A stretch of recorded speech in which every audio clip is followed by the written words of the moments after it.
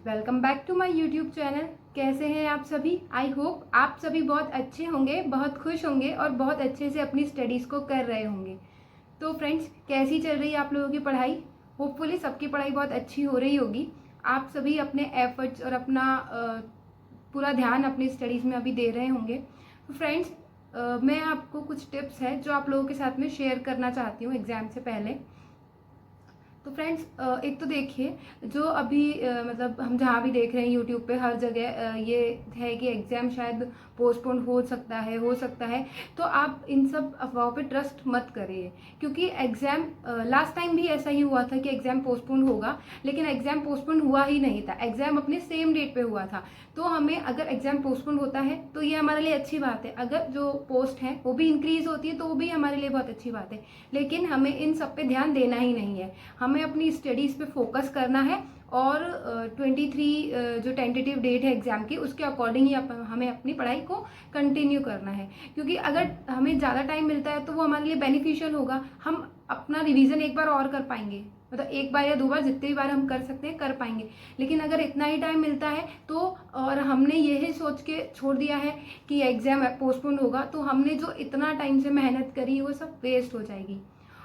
और फ्रेंड्स, और सेकेंडली, अब देखिए फ्रेंड्स, हमने अभी तक जितना पढ़ लिया है हमें बस उतना ही पढ़ना है। अब आप लोगों को इतना ध्यान देना है कि कोई भी नया टॉपिक, कोई भी नया सब्जेक्ट, मतलब जो आपने अभी तक नहीं पढ़ा है उसे नहीं उठाना है। जितना पढ़ लिया है उसका रिवीजन करना है। बार बार जितनी टाइम हम रिवीजन कर सकते हैं उतना ही रिवीजन करना है।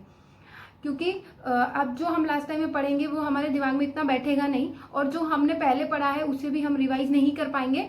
तो हमारा जितना भी हमने पढ़ा है सब कुछ वेस्ट हो जाएगा। तो हमें इसी टाइप से पढ़ाई करनी है कि जितना हमने पढ़ा है हम उसको बहुत अच्छे से रिवाइज करके और बहुत अच्छे से अपना एग्ज़ाम दें। थर्डली फ्रेंड्स, आप सभी अब एग्ज़ाम में जो 1 मंथ है तो आप सभी टेस्ट सीरीज लगाइए। फर्स्ट पेपर की और सेकंड पेपर की, दोनों पेपर की टेस्ट सीरीज लगाना स्टार्ट कीजिए। कम से कम एक दिन छोड़ के एक दिन टेस्ट सीरीज आपको देनी चाहिए, क्योंकि टेस्ट सीरीज से हमें अपने लेवल का पता भी लग जाता है और हमें प्रॉब्लम कहाँ आ रही है पेपर सॉल्व करने में हमें उसका भी आइडिया हो जाता है। तो हम उस अकॉर्डिंग इम्प्रूव करके और अपना एग्ज़ाम दे सकें। और फ्रेंड्स, जो करंट अफेयर्स की बुक मैंने आपको बताई थी पहले, तो वो बुक विनोद स्वामी सर की जो बुक है, मैं आपको एक बार बता देती हूँ बुक।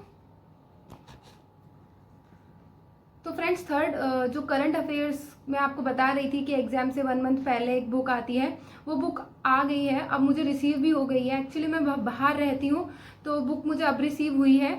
वैसे हालांकि 1 मंथ है और बुक के अंदर पेजेस 250 अप्रोक्स हैं, तो वो कवर हो जाएंगे।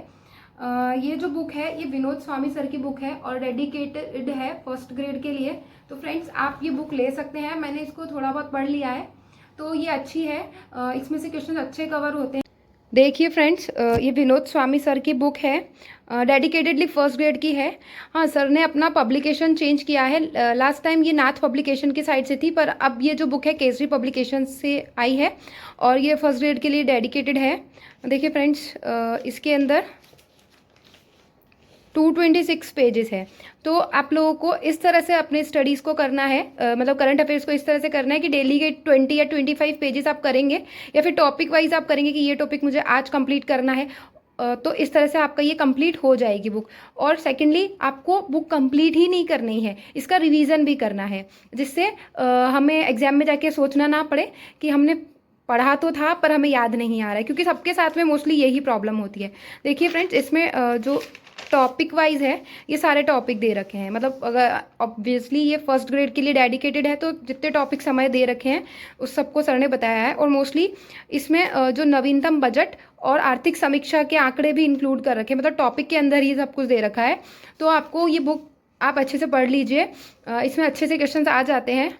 तो मेरी सजेशन यही रहेगी कि ये अच्छी बुक है, आप इसके साथ जा सकते हैं।